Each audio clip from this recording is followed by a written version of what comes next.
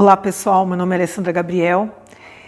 As 5 linguagens do amor, de Gary Chapman. Quem me conhece sabe que eu adoro ler livros, adoro sentir o cheirinho, ver a capa, segurar um livro, ler o livro mesmo literalmente físico.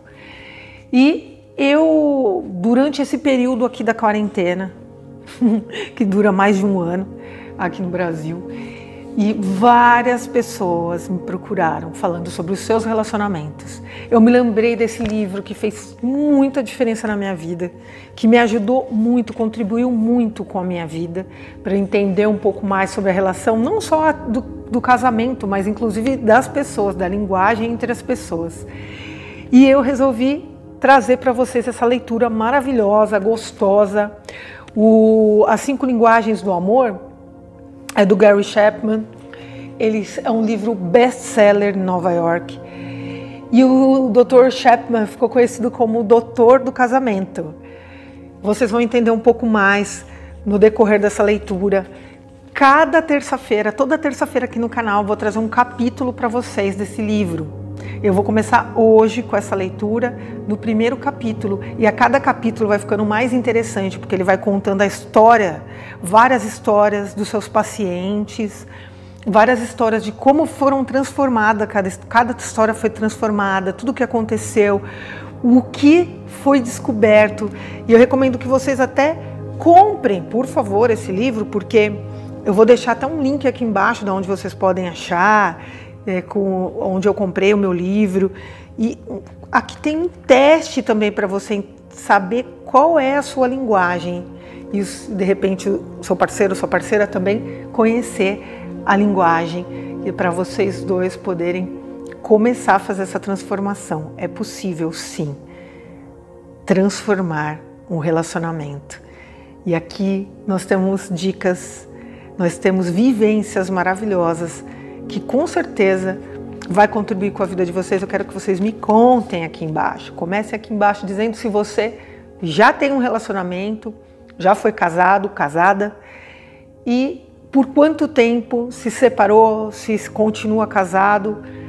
Conta um pouquinho da sua história aqui embaixo para mim, que a gente vai compartilhar no decorrer desses capítulos. A gente vai poder colocar em prática e você vai me dizer como é que está o seu relacionamento após essas práticas, essas leituras maravilhosas do livro, As 5 Linguagens do Amor. Então hoje nós vamos ler o capítulo 1. O que acontece com o amor depois do casamento? A 10.000 metros de altitude, em algum lugar entre Buffalo e Dallas, ele colocou a revista no bolso do assento à sua frente, virou-se em minha direção e perguntou: "Você trabalha com o quê?" "Faço aconselhamento conjugal e promovo seminários sobre melhoria do casamento", respondi de forma casual. Faz tempo que desejo perguntar isso a alguém. O que acontece com o amor depois do casamento? Tendo desistido da possibilidade de tirar uma soneca, perguntei a ele: "O que você está querendo dizer?" "Bem, eu me casei 3 vezes e em todas elas tudo era maravilhoso antes de nos casarmos. Mas, por alguma razão, depois do casamento tudo desmoronou. Todo o amor que eu pensava sentir por ela e ela parecia sentir por mim se evaporou. Sou uma pessoa inteligente. Administro um negócio bem-sucedido, mas isso é algo que eu não entendo." "Quanto tempo você ficou casado?" "Bom, o primeiro casamento durou cerca de 10 anos, o segundo durou 3 e o último quase 6 anos. Seu amor evaporou de uma hora para outra após o casamento ou foi uma perda gradual?" "Bem, o segundo deu algo errado logo no início. Não sei o que aconteceu, pensei de verdade que nós nos amássemos, mas a lua de mel foi um desastre e nunca nos recuperamos. Namoramos apenas 6 meses. Foi um romance relâmpago, tudo era realmente empolgante. Mas, depois do casamento, foi uma guerra desde o início. E o primeiro casamento? Perguntei. No primeiro, tivemos 3 ou 4 bons anos juntos antes que o bebê nascesse. Depois que ele nasceu, minha sensação era de que ela dava total atenção ao bebê e eu não era mais importante. Era como se o único objetivo da vida dela fosse ter um bebê. E depois disso, não precisasse mais de mim. Olha que interessante. Quem se identifica aí? Você disse isso a ela? Sim, eu disse. Ela disse que eu estava louco, que eu não entendia o estresse de ser uma babá 24 horas por dia. Disse que eu deveria ser mais compreensivo e a ajudasse mais. Eu realmente tentei, mas não parecia fazer nenhuma diferença. A partir dali, ficamos cada vez mais distantes. Depois de algum tempo, não havia mais nenhum amor, apenas indiferença. Nós dois chegamos à conclusão de que o casamento tinha acabado. E o último casamento? Veja, eu realmente achava que seria diferente. Fiquei divorciado por 3 anos. Então, namoramos por 2 anos, achava de verdade que sabia o que estava fazendo e talvez pela primeira vez na vida realmente imaginei que soubéssemos o que significava amar alguém. Sentia sinceramente que ela me amava. E o que aconteceu? Não acho que eu tenha mudado depois de nos casarmos. Continuei a expressar amor como fazia antes do casamento. Dizia como ela era linda, quanto eu a amava e que tinha orgulho de ser o marido dela. Mas, alguns meses depois, ela começou a reclamar de coisas pequenas, como não levar o lixo para fora, não guardar as minhas roupas e, em seguida, passou a atacar o meu caráter, dizendo que eu não podia confiar em mim e me acusando de ser infiel. Ela se tornou uma pessoa totalmente negativa. Antes do casamento, ela não era assim. Na verdade, era uma das pessoas mais positivas que eu já havia conhecido. Seu otimismo, aliás, foi uma das coisas que me atraíram nela. Nunca reclamava de nada, para ela tudo que eu fazia era maravilhoso. Assim que nos casamos, porém, eu não parecia ser capaz de fazer nada certo. Honestamente, não sei o que aconteceu. Por fim, perdi meu amor e comecei a me ressentir dela. Estava bem claro que ela não me amava. Chegamos à conclusão de que não era bom continuarmos juntos e assim nos separamos. Após fazer uma pausa, ele prosseguiu. Isso aconteceu há 1 ano atrás. Sendo assim, minha pergunta é: o que acontece com o amor após o casamento? Minha experiência é comum? É por isso que temos tantos divórcios hoje em dia? Não consigo acreditar que isso tenha acontecido 3 vezes comigo e que aqueles que não se divorciam aprendem a viver com o vazio, ou o amor realmente permanece vivo em alguns dos casamentos? Se for esse o caso, como é possível? As perguntas do meu amigo sentado no assento ao lado são as mesmas que milhares de pessoas casadas e divorciadas fazem hoje em dia. Algumas perguntas se dirigem a amigos, outras a conselheiros e pastores e outras a si mesmos. Às vezes as respostas são expressas em jargões da psicologia quase incompreensíveis.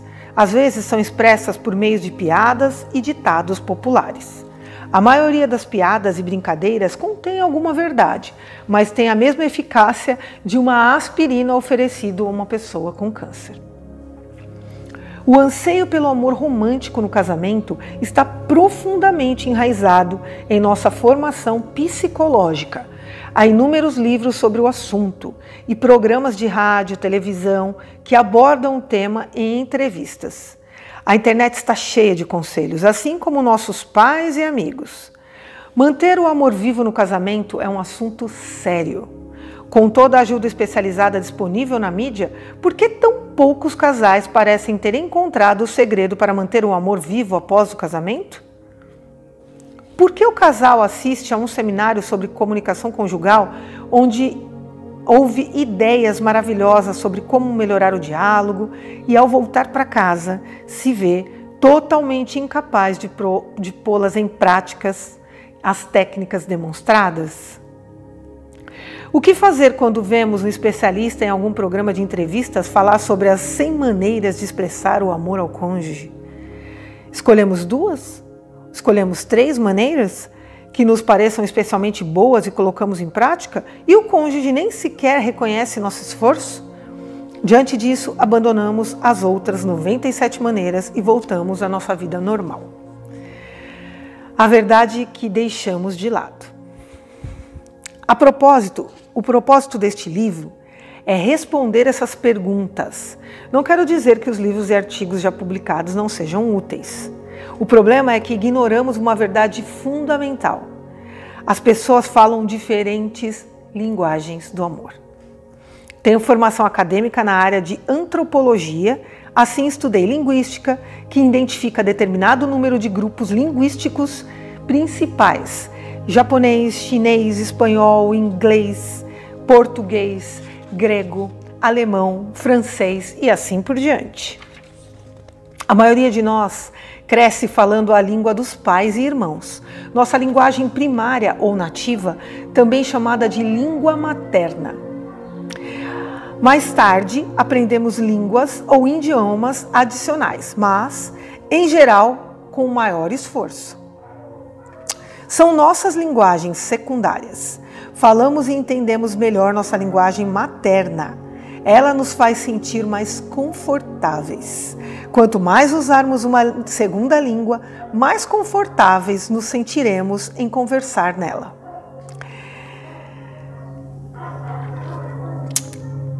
Se falarmos apenas a nossa linguagem primária e nos encontramos com alguém que fala apenas a linguagem primária dele, que é diferente da nossa, o diálogo será limitado. Precisamos confiar em gestos, grunhidos, desenhos ou encenações para expressar nossas ideias. A comunicação existe, mas é estranha. As diferentes linguagens fazem parte da cultura humana. Se quisermos estabelecer contato eficiente em diversas fronteiras culturais, é preciso aprender a linguagem daqueles com quem desejamos nos comunicar.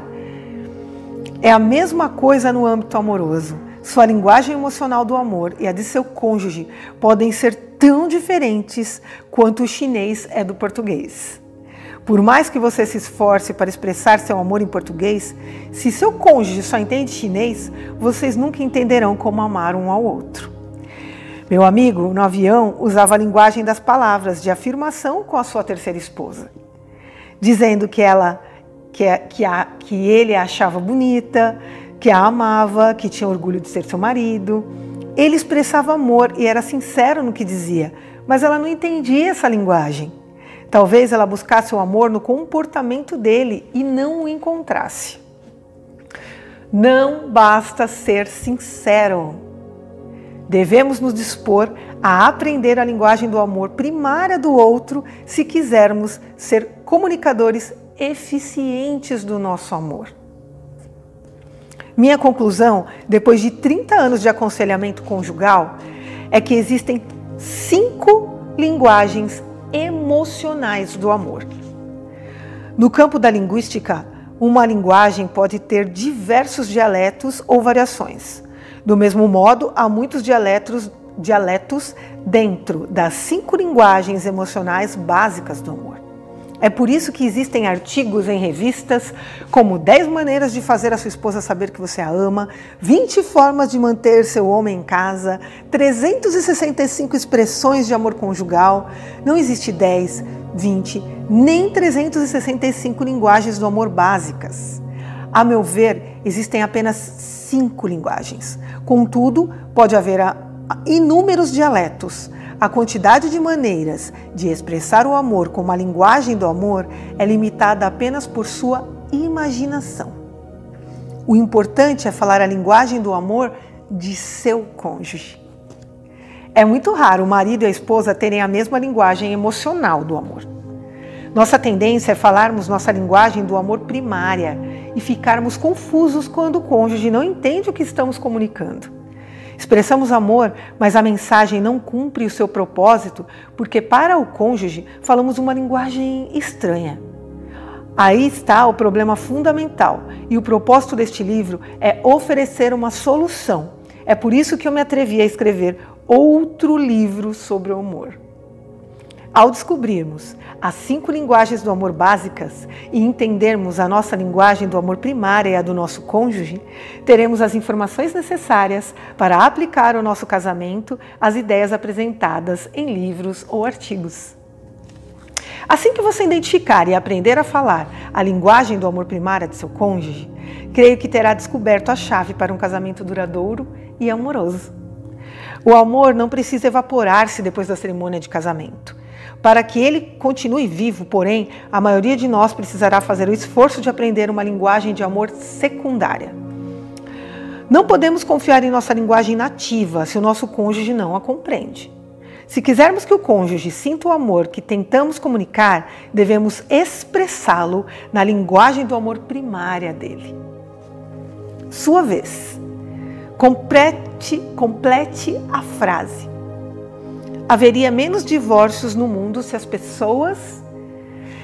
Eu deixo vocês com essa pergunta do capítulo 1. E eu estou muito, muito feliz de estar aqui com vocês falando desse livro incrível. Eu vou falar curiosidades sobre esse livro no decorrer das nossas terça-feiras de leitura. E terça-feira que vem eu volto para falar o capítulo 2, que contém um título Mantenha o tanque de amor cheio. Eu amo essa parte, é uma das minhas preferidas. Eu lembro das entrevistas do Gary Chapman, dele em programas de televisão nos Estados Unidos, falando sobre esse tanque cheio. Eu volto com vocês terça-feira que vem e deixo vocês com essa pergunta, essa reflexão. Vá assistindo os nossos vídeos e também aplicando outras formas de reconexão com você através dos vídeos que temos aqui no canal do YouTube e em nossas redes sociais. Se você ainda não curtiu o nosso canal, se você deseja receber todas essas notificações maravilhosas de todo o conteúdo que eu faço aqui, ative o sininho e se inscreva no canal. Gratidão, gratidão, gratidão. Alessandra Gabriel.